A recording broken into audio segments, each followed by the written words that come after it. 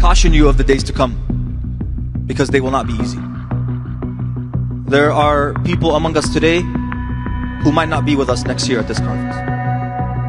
And this is the reality. Because the liberation struggle requires sacrifice, and I know everyone here is prepared to make that sacrifice.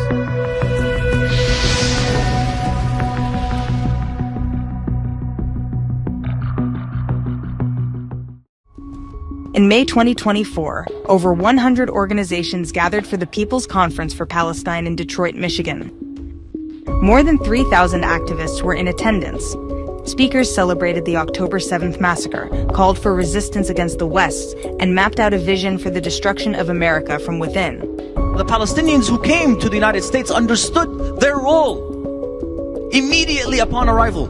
We, the movement for Palestine in North America and across the world, are here to fight until victory. This violent movement has been growing for decades.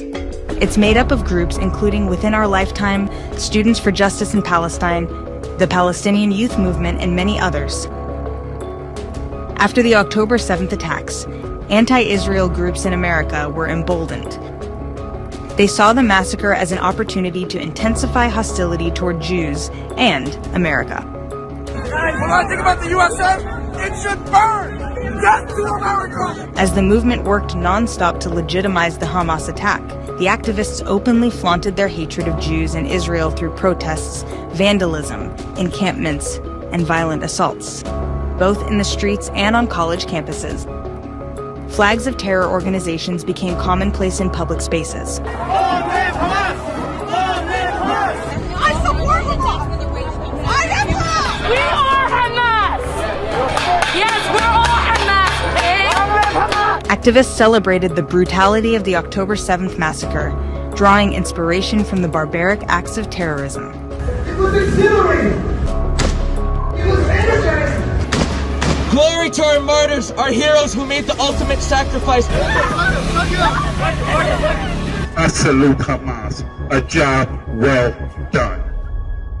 On October 7th, Hamas declared war on Israel. On October 8th, their supporters declared war on America.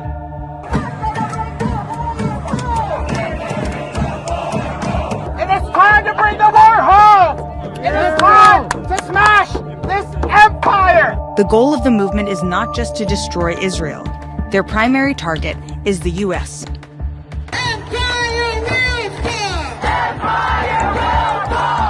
They call America the enemy, the beast, or simply empire.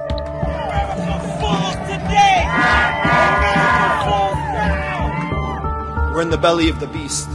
We are in the heart of U.S. empire. We are here in the belly of the insatiable imperial beast. Here in North America, in the U.S., the belly of the beast, the heart of empire. We have to bring down this empire with 1 million cuts. We will be hitting empire where it hurts most. Bring empire to its knees. Dismantling the heart of empire is not easy, and it won't be rapid. But we know it's possible. This panel, y'all, is talking about what is next. To strike at the heart of empire. The Palestinian American pro-terror movement uses the word resistance as a euphemism for violence. And that resistance is to be accomplished by any means necessary. We will resist by any, all means necessary. The resistance, in all its forms. Resistance, including armed resistance. Normalized armed struggle. They are not terrorists, they are freedom fighters. Our noble, steadfast resistance. Conference speakers outlined their strategy for bringing the war home. I believe our fundamental role is to generate political and social crisis within the American ruling class. Mass mobilizations is the primary tactic. Street shutdowns, bridge and train shutdowns, airport caravans and shutdowns, encampments, building takeovers, targeting of weapons manufacturers, shutting down events. We will be here in the streets, on our campuses, in our classrooms, in our workplaces every day.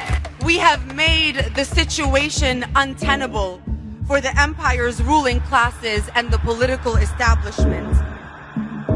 They have created a disruptive movement made up of students and faculty, turning young minds into anti-American extremists. Our movement has helped transform students into revolutionaries. Iran, Hezbollah, Hamas, and other factions that fight American hegemony in the region. People who are 18 and 19 years old on campuses truly understand these ideas now. Protesters target cultural and historical landmarks, seeking to destabilize the foundations of American society. They are openly hostile to law enforcement and engage in violent opposition toward the police.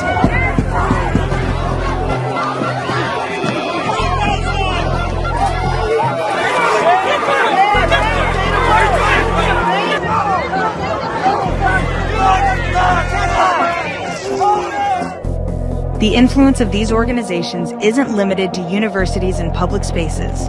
They've even reached the halls of Congress. Congresswoman Rashida Tlaib.